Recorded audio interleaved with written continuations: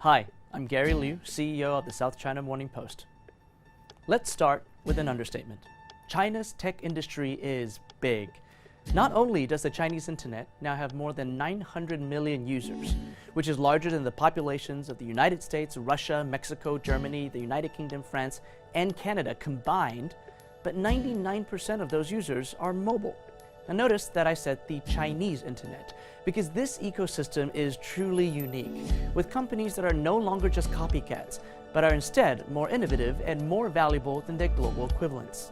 Let's look at 3 key trends in China's tech industry that is worth watching over the next year.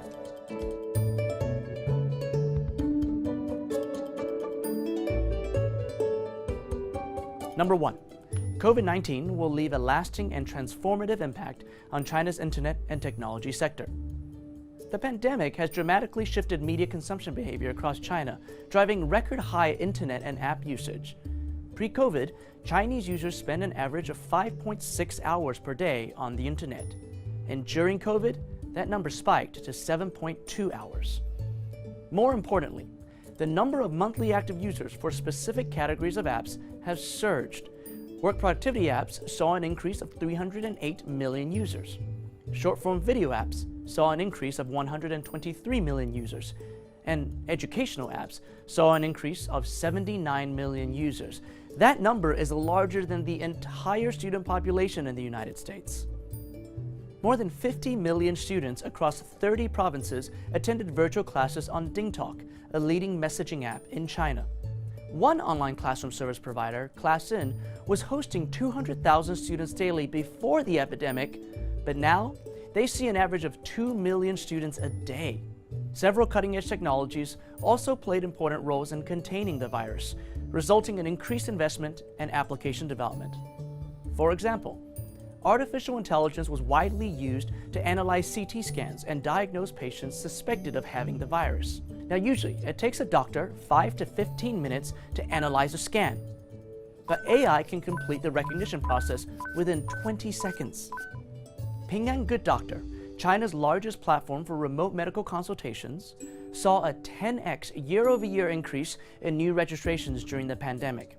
We should expect this accelerated digitalization of traditionally offline industries to continue and to transform day-to-day life in China. Number 2. 2020 will be a year of mass adoption for 5G in China. By the end of this year, the country is expected to reach 160 million 5G subscribers, with a massive infrastructure push worth $25 billion, adding nearly 500,000 additional 5G base stations that could mean coverage across all of China's major cities.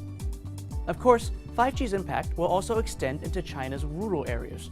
And in April, Chinese engineers even installed a base station on Mount Everest, providing 5G for most of the mountain, including its summit. In addition, China's smartphone brands are introducing dozens of moderately priced 5G smartphones to drive adoption. In the first half of this year, we've already seen more than 30 new 5G smartphones launched by brands such as Huawei, Xiaomi, Oppo, and Vivo. Now, according to a global survey, Chinese consumers have the highest intent to upgrade to 5G, as well as the highest willingness to pay more for 5G speeds, which can reach 100 times that of 4G. Although this speed is mostly a concept around the world, in China, many mass-market 5G consumer applications are already nearing launch.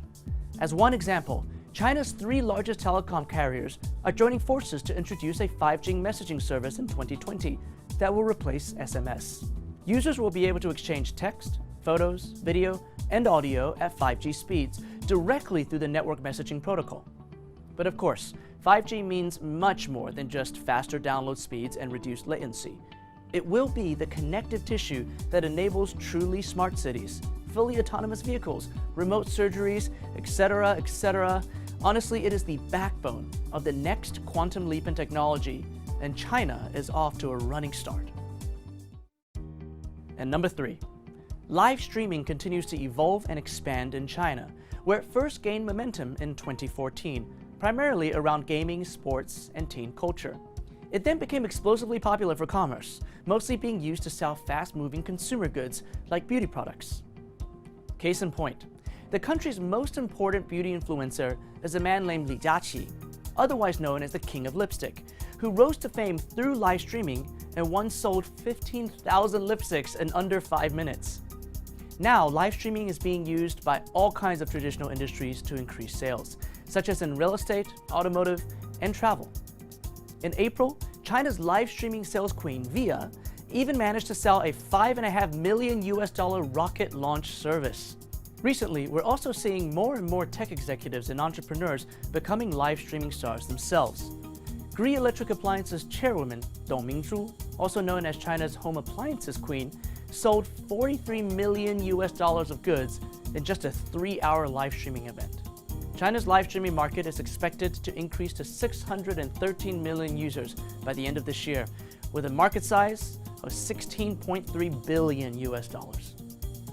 As China's internet population continues to grow, and it will grow because there are still 500 million Chinese not on the internet, we should expect to see these evolutions and innovations continue to accelerate, and no doubt impact and influence the rest of the world.